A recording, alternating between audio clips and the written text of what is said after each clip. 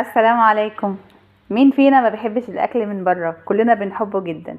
مين فينا ما بيحبش البرجر والستريبس والشاورما والفطير الشرقي والحاجات الحلوه قوي ديت؟ كلنا بنحبها، بس مع الغلاء ما بقناش نعرف نجيبها.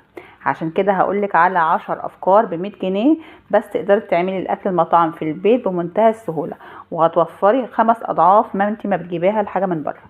بس قبل ما ابدا، من فضلك لو لسه بتشوفي لاول مره القناه بتاعتي اعملي اشتراك للقناه ولايك للفيديو، ويلا بينا نبدا على طول. واول فكره معايا هو الفطير الشرقي. ودلوقتي اقل فطيره بنجيبها من بره بتبقى عامله 200 جنيه، وبتبقى حاجه كده ايه ما بتتاكلش خالص. احنا بقى هنعملها في البيت بايه بقى؟ هنجيب كده كيس من الجبنه الموتزاريلا، كيس الجبنه الموتزاريلا ب60 جنيه، اللي هي الموتزاريلا الحمد يا بنات. هاتيها اللي هي المشكله، اللي هي بتكون ميكس موتزاريلا على رومي على شيدر، دي بتكون حلوه قوي. وهنجيب لفتين من الجلاش، اللي هو الجلاش اللي بتاع الفطاطري او اللي بيتباع في السوق. بلاش بتاع الشركات اللي هو الزهراء والحاجات ديت، ما بيكونش حلو خالص، من جوه بيبقى مكسر ومش رقق ومش حلو خالص. وكمان اللفه بتبقى 35 350 جرام. احنا هنجيب بال100 جنيه كيس الجبنه الموتزاريلا اللي هي المشكله، وكمان هنجيب لفتين من الجلاش. لفتين الجلاش هيعملوا معايا 30 جنيه. وهنعمل بقى ايه؟ فطير شرقي. وهاتي كده من عندك كده شويه زيتون، وشويه فلفل كده. ولو عندك اي لحوم في قلب البيت ينفع، سجق ماشي، مفروم ماشي. لو برضك حتى كمان لو باقي فراخ برضك هتمشي، مش هتقول لا. ولو ما عندكيش اي حاجه من الحاجات دي ممكن تقدري تجيبي ب30 جنيه بسطرمه، وهتعملي احلى فطير شرقي ممكن تجربيه في حياتك، يعني في قلب البيت. وكمان هيكون سخن، وانت كمان هتبقي ضامنه نظافته وسريع. وبصي بقى، ولا محتاج عجن ولا تخمير ولا اي حاجه خالص، ولا تعب ولا اي حاجه. بلفتين جلاش هتعملي ايه؟ وليمه. تمام كده. تعالي بقى يلا نشوف الفكره التانية اللي معانا النهارده، وهي ايه بقى؟ وهي سندوتشات العيش السوري. سواء بقى كانت شاورما او بطاطس، كلنا بنحبها جدا جدا. ومن ساعة اخواتنا السوريين ما دخلوا مصر واحنا بقينا من عشاق الشاورما السوري والفتة السوري يعني، والحاجات الحلوة دي. بس برضو للأسف بقت غالية قوي قوي. السندوتش دلوقتي بقى عامل، بصوا يعني ايه، زي صباع الفينو كده، وبقى ب120 جنيه. فقلت طب على ايه بقى؟ طبعا هنعمله في البيت، عشان برضو مش هينفع تجيب لطفل عندك وطفل لا. لا، يا تجيبه كله زي بعضه يا ما نجيبش خالص ونعمله في قلب البيت. فانا قررت ان انا خلاص هعمله في قلب البيت. صدقيني انت لما تعملي في قلب البيت هيبقى اوفر معاكي بكتير جدا جدا. لان انا جيت حسبتها، لما جيت قلت لو هجيب من بره هيبقى معايا هيكلفني فوق ال1000 جنيه والله العظيم. طبعا على ايه؟ طبعا احنا كده هنعمله في قلب البيت ومش هيكلف معانا حاجه. تمام كده. تعالى بقى يلا نشوف الفكره الثالثه اللي معانا، وهي ايه يا بنات بقى؟ وهو الكريب. طبعا الكريب من عشاق، احنا من عشاق الكريب، والاطفال كمان. يعني الكريب دلوقتي بقى داخل كل بيت. انا عايزه اقول لكم اليوم اللي انا ما بطبخش فيه، اول حاجه عيل يقول لي ماما يلا هات لنا فلوس عشان ننزل نجيب كريب. وبعدين دي كمان دلوقتي يا بنات كريب البطاطس بقى وصل معايا 75 جنيه و80 جنيه. تخيلوا ان انتوا بتدفعوا 80 جنيه في سندوتش بطاطس. طب وعلى ايه؟ احنا ممكن نعمله برضو في قلب البيت.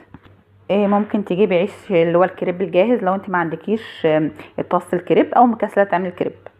الرغيف بتاع الكريب يا بنات بيبقى ب5 جنيه، والعيش السوري الرغيف ب3 جنيه. هنجيب مثلا 10 العيش ولا من بتاع الكريب، ونعمل كريب بايه؟ بشويه كده كاتشب، مع شويه جبنه كده موتزاريلا برضو هتبقى حلوه قوي، اللي هي الموتزاريلا الحمد اللي هي 60 جنيه. تمام. وهيعمل معاكي مثلا 10 او 15 رغيف على حسب عددكم بقى. وعايزه اقول لك اللي بياخد 1 أو 2 من اللي هو الرغيف اللي هو الكريب ده ما بيقدرش يكمل بعد كده يعني. بصراحه يعني بيشبع ويبقى حلو قوي وهيكفي معاكي جدا. تمام كده. يلا برضو بقى نشوف الفكره الرابعه اللي معايا بعد كده، وهي ايه؟ وهي البيتزا برضو من الحاجات اللي الولاد بتحبها جدا. وعايزه يعني بصوا، عايزه اقول لك انت مهما برضو تجيبي من بره بيبقى مكلف جدا. فالافضل احنا الحاجات اللي احنا نلاقيها غاليه من بره لا احنا نعملها في قلب البيت، وتبقى باقل تكلفه بكتير. وبرضو انت ضامنه نظافتها، والحاجه اللي انت بتعمليها في البيت لاولادك بيبقى شكلها ايه. برضو هنجيب كيس كده من الموتزاريلا اللي هو ابو 60 جنيه، ونجيب عليها علبه صلصه وكيلو من الدقيق. عايزه اقول لك كيلو الدقيق بيعمل معاكي 5 بيتزات حجم وسط. يعني الكيلو الدقيق ممكن ياكل عيله كلها، عيله كامله يعني. وهنحط عليهم بقى شويه زيتون وشويه فلفل كده واي نوع لحوم. لو ما عندكيش لحوم مفيش اي مشكله، ممكن تقدري تعمليها ميكس جبن. انا عملتها كذا مره في القناه قدام منكم ميكس جبن، بتبقى برده طعمها حلو قوي ولذيذه جدا، وبرده ايه بياكلوها وبقوا مبسوطين جدا. يعني مش شرط تكلفي نفسك لحوم وفراخ وكده، ممكن نعملها ميكس جبن برده بتطلع طعمها زي الفل وحلو قوي. وانا عملتها عملي كده قدام منكم كذا مره في القناه، اللي هي البيتزا من غير اي اضافه لحوم ولا فراخ ولا اي حاجه، عملتها ميكس جبن وكانت حلوه قوي قوي. يلا بقى بينا نشوف الاكله اللي معانا اللي بعد كده، وهي الاكله الخامسه، وهي ايه بقى؟ السمبوسه. برضو عايزه اقولك السمبوسه يعني بصي من الحاجات الحلوه قوي اللي بتتحط جنب اي اكل ما بتقولش لا. يعني ممكن تاكليها جنب رز وطبيخ عادي، ممكن تاكليها جنب مكرونه وبطاطس محمره في الحر اللي احنا فيه ده، مش هتقولك لا. يعني بصي حاجه كده جميله جدا وبرده بتكلفه قليله. يعني النهارده انا عملتها كده جنب مكرونه بالصلصه كده، وقليت كده طبق كده من السمبوسه، كانت حاجه كده في منتهى الجمال. هتجيبي بقى تكلفه، هنقولك تكلفتها هتبقى ايه. هنجيب كده لفتين من السمبوسه، اللفه اللي هي 20 جنيه. اللفه ممكن بتعمل معاكي من 30 ل 35 قطعه من السمبوسه. يعني لو جبت لفتين معاك هيعملوا حوالي كده 70 قطعه من السمبوسه. تقدر تقسمهم وتحطهم كده في اطباق في الفريزر وتطلعيهم كده جنب اي اكل في الحر اللي احنا فيه ده. لو انت مش حابه تطبخي، طبعا الحر ده ما بيبقاش حابب صلصه كتير ولا حاجه، يعني تقدري تحمريها كده جنب اي اكل، مش هتقولك لا. وبصي ومنجزه معاكي جدا وسريعه، وبرده مش مكلفه. تقدري تعمليها ميكس جبن، تقدري تعمليها لحمه مفرومه اللي عندك. يعني بصي هي ايه حلوه قوي في كل حاجه. يلا بقى بينا برضو نشوف الاكله معانا اللي بعد كده، وهي الاكله السادسه يا بنات، وهي ايه بقى؟ طواجن المحلات اللي هي بتاعه الكشري. عايزه اقول لك الطواجن دلوقتي والله العظيم بقى طاجن المكرونه ما بقاش فيه حتتين فراخ على بعض، ما يكملوش حتتين فراخ على بعض. وسواء كانت لحمه مفرومه ولا سجق ولا كبده، بصوا بيبقوا حاطين ايه حاجات كده عينات، مش اكل ما تشبعش طفل. والطاجن بيبقى عامل 50 جنيه. يعني لو احنا 5 افراد هتبقى تكلفه الغدا بس 250 جنيه. طب ده حرام ولا حلال؟ طب وبرده على ايه؟ ما احنا برده نقدر نعمله في قلب البيت وانضف واحلى من بره. وبرده انت هتبقي يعني مش هتبقى مقصره في حته اللحمه ولا السجق ولا الحاجه، لا انت هتبقى ماليه الطاجن لاولادك عشان ولادك هم اللي هياكلوا، انت مش هتبيعي. فبصي يعني الحاجه هتبقى معاكي موفره وتكفي وتوفي وتبقى مغذيه جدا، وبرده بتكلفه قليله. يعني انت لو رحتي كده عند الفراخ وقلتي له عايزه ربع كيلو من البانيه وقطعوا لك شرايح رفيعه، او تقطعي شرايح رفيعه، برضو دي هتبقى ترجع لك. انا عن نفسي انا بحب اعملها بالوراك بتاعه الفراخ، ما بحبش اعملها بالصدور لان بحس ان الصدور بتبقى قاسيه شويه في الاكل.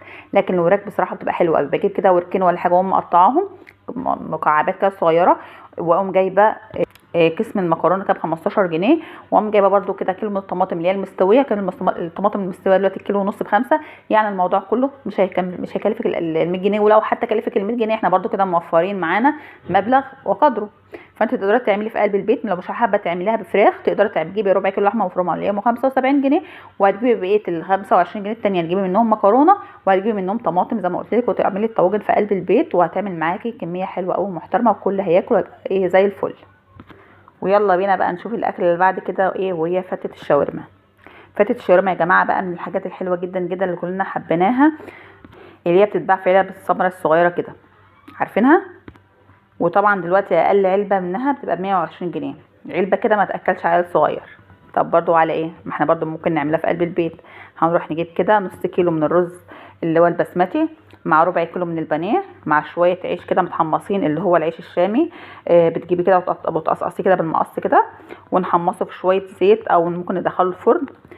ونبدا بعد كده نعمل صوص الطحينه، وصوص الطحينه يكون خفيف شويه كده مع اللي هو شويه كده من التوميه، ونعمل فتة شاورما تبقى احلى فتة. وعايزه اقول لك برده فتة الشاورما من الحاجات السهله قوي واللذيذه اللي برده ما بتاخدش معاك اي وقت في الحر ده.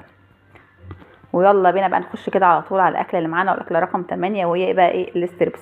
طبعا الاستريبس من الحاجات الحلوه قوي قوي اللي الاطفال كلها بيحبوا، وكبار كمان برده دلوقتي. ممكن تعمليها بقى مع سندوتشات، ممكن تعمليها مع رز مبهر، مع اللي هو الرز الريزو. بصي حاجه كده بسم الله ما شاء الله. يعني بصي يعني افكارها كتير وابداعاتها كتير، وتاكلي بقى منها بصي ما تشبعيش. حلوه قوي قوي قوي. بس طبعا عشان خاطر نروح نجيبه من بره بيبقى بصي برده بيبقى مبلغ وقدره. يعني برده اللي هو من المنتجات اللي هي اطياب وكوكي والحلواني والحاجات دي بتبقى غاليه جدا جدا. وفي النهايه برده بتبقى اسمها مجمده وما تعرفيش برده بيبقوا حاطين جواها ايه. فانت الافضل انت تعمليه في قلب البيت. الحاجه بتبقى في قلب البيت يا جماعه والله بيبقى فيها بركه وبتبقى نظافه، يعني تبقى ضامنه انت بتاكلي ولادك ايه، ما تبقيش مقلقه منها خالص.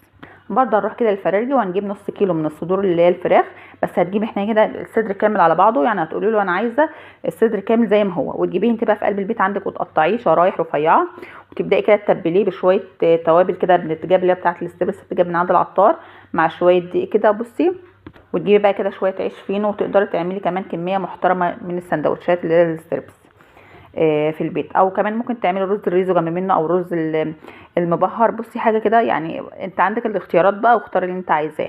والاكلات كلها كده سهله وخفيفه في الصيف اللي احنا فيه ده والحر اللي احنا فيه ده، يعني ربنا يرحمنا كده ويعدي الايام دي كده على خير. هنا كمان هنقدر تعملي كمان جنب الرز ولا الاصفر اللي هو الرز مبهر ده، وتحط عليه كده قطع الستريبس، بس تقطعيها الاول كده مكعبات صغيره مع رشه كده من الكاتشب والمايونيز، وبيكون حاجه كده في منتهى الجمال. بصي زي اللي احنا بنجيبه من بره بالظبط، من عند كنتاكي بالظبط، تمام كده. يلا بقى كمان نشوف الفكرة اللي بعد كده يا بنات، وهي في الأكلة رقم 9، وهو ايه بقى؟ البرجر. طبعا البرجر بصوا يعني من الحاجات المنجزة جدا جدا، ان انا بحبها قوي شخصيا لما يكون عندي حاجات كده مضغوطة في قلب البيت. يلا نعمل برجر، يلا نعمل سجق، الحاجات اللي الخفيفة كده البسيطة ديت، يعني بص ما بتاخدش معاكي وقت خالص، لكن لو احنا هنجيبها من بره بتبقى مكلفة جدا جدا طبعا. فعلى ايه برضو احنا هنعملها في قلب البيت من غير تكلفة، من غير اي حاجة خالص. برضو ممكن نجيب ربع كيلو من اللحمه المفرومه مع 10 جنيه فول صويا. عايزه اقول لكم يا جماعه الفول الصويا مش غلط، لو انت ايه هتستعمليه مثلا مره كل 6 شهور، ده مش هيبقى غلط ولا اي حاجه خالص، يعني مش كل يوم.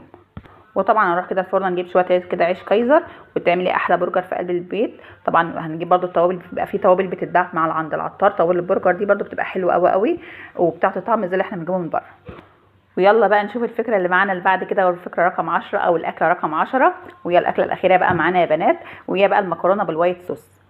ودلوقتي بقى في اماكن متخصصة في بيع المكرونة اللي بالوايت صوص ديت، وهي اصلا عاملها ولا اي حاجة خالص، وسهلة وبسيطة. هتجيبي كيس من الموتزاريلا مع كيس من المكرونة، ونص كيلو كده من اللبن، وشوية جبنة رومي، وهتعملي احلى مكرونة بالوايت صوص. الطبق بره دلوقتي وصل ل 100 جنيه، وفي الاخر اسمه مكرونة. فعليه احنا ممكن نقدر نعمل الحاجات دي في قلب البيت، وزي ما قلت لكم بتكلفه اقل، والنظافه احسن من بره بمليون الف مره. وده كان فيديو النهارده وافكار النهارده، يا رب تكون عجبتكم وتكونوا استفدتوا منها لو حاجه بسيطه. واستنوني في الفيديو الجاي حبايب قلبي، وفي رعايه الرحمن. باي باي.